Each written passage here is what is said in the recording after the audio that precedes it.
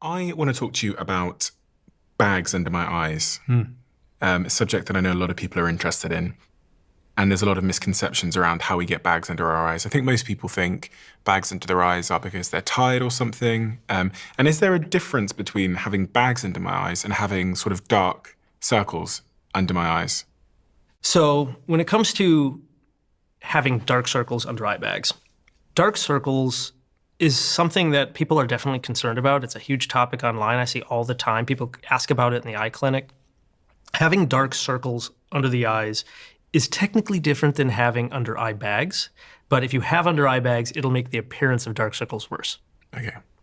So dark circles in the clinic, we think first, what's somebody's skin pigmentation like? Is the dark circle just because they have more pigmentation? And if you're somebody who spends a lot of time in the sunlight, you are more likely to develop darker skin complexion around the eyelids. The eyelids are some of the thinnest, most delicate tissue of skin on your body. And in fact, a lot of people who don't know this, but having skin cancer on your lower eyelid is actually pretty high. So it's good to be wearing either a wide brim hat or sunglasses to protect the eyes from sunlight damage. The other kind of components is that if you have vascular changes, so myself, I have a really pale complexion. If I have bad allergies, that can cause the blood vessels around my eyelids to dilate. And so you'll see that color of just the blood vessels coming through the skin a lot easier. And then there's orbital shadow effects. Because some people's orbits, they have more prominent brow. It may kind of cast a shadow onto the lower eyelid. Mm-hmm. And that's where having under eye bags can also make the eyelids seem like they're have kind of dark circles because the eyelids are puffy. And you can have puffiness of the eyelids for multiple reasons. Allergies are a big one. Salt content of the tear film and even in your body can make some of those changes. I know for myself, if I have a cheat day and I eat a bunch of greasy, delicious pizza, the next morning I'll probably I can feel that my skin and my face is maybe a little bit more puffy. Mm-hmm. Thankfully, that goes away within a few hours, but that's why a lot of times, even just doing cold compresses, right? You see people put cucumbers on their eyes. A lot of that is more have to do with just the cooling temperature. Doing a cold compress for 10 at max 15 minutes can bring some of that puffiness down, and that can at least help improve the appearance. So if I have a really salty diet the night before, there's a greater probability I'll wake up with bags under my eyes? Possibly. Okay. I've tried to research this to find any real publications to see if it's really there, and I couldn't find anything. But I know from just my own anecdotal experience that if I eat a really high salt diet, and I've done over the last 8 years, I've really done a better job. I know you have too, of like thinking about my diet, how that affects me, how my body feels after I eat something. And so I've noticed if I have a cheat day, that sort of thing can happen. And what's the sort of physiological rationale for salt playing a role? So your tear film, for example, like I know some people will say, hey, if I watch a sad movie and I cry at nighttime, the next morning my eyes are super puffy. So your tears have salt in them. And because if you ever cried and tasted your tears, they taste salty, right? So the challenge is that when you have salt, it'll draw fluid into the tissues. And so if people cry the night before, the salt remaining in the tears basically get into the tear ducts and sit on the surface of the eye and the eyelids, and then that can draw fluid into those tissues. Does hydration play a role in that?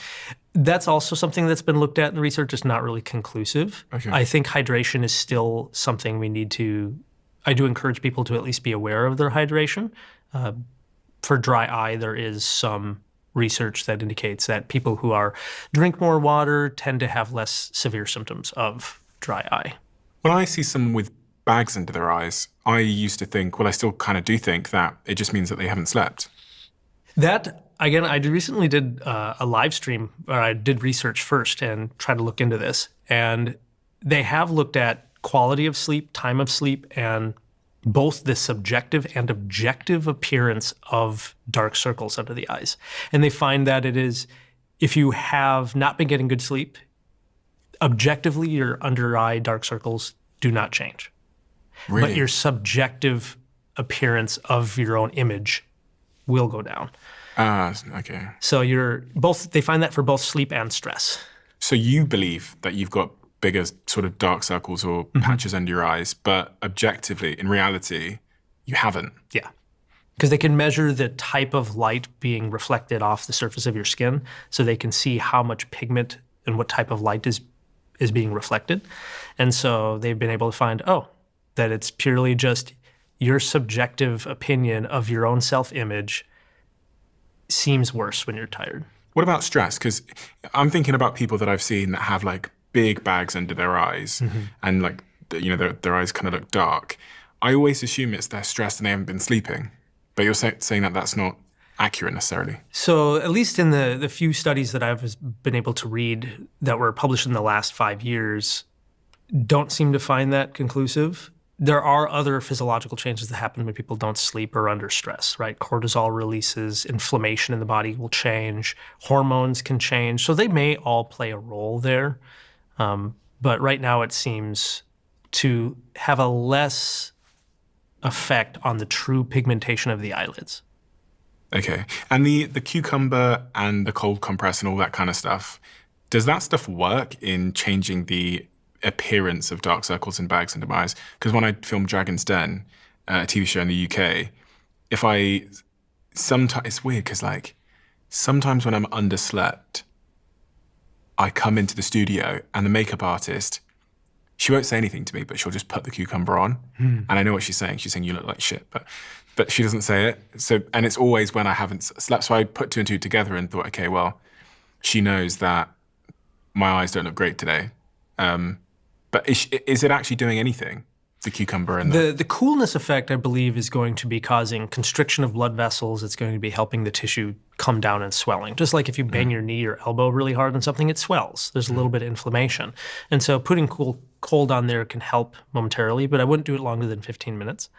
The reason why is because if you do it longer than 15 minutes, your blood vessels can go the opposite way and cause more inflammation. There's other things like eye creams. There's a plethora of different eye creams on the market.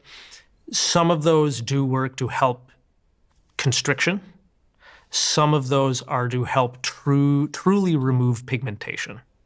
And a lot of those products can have effect, but it takes months to truly remove the pigment.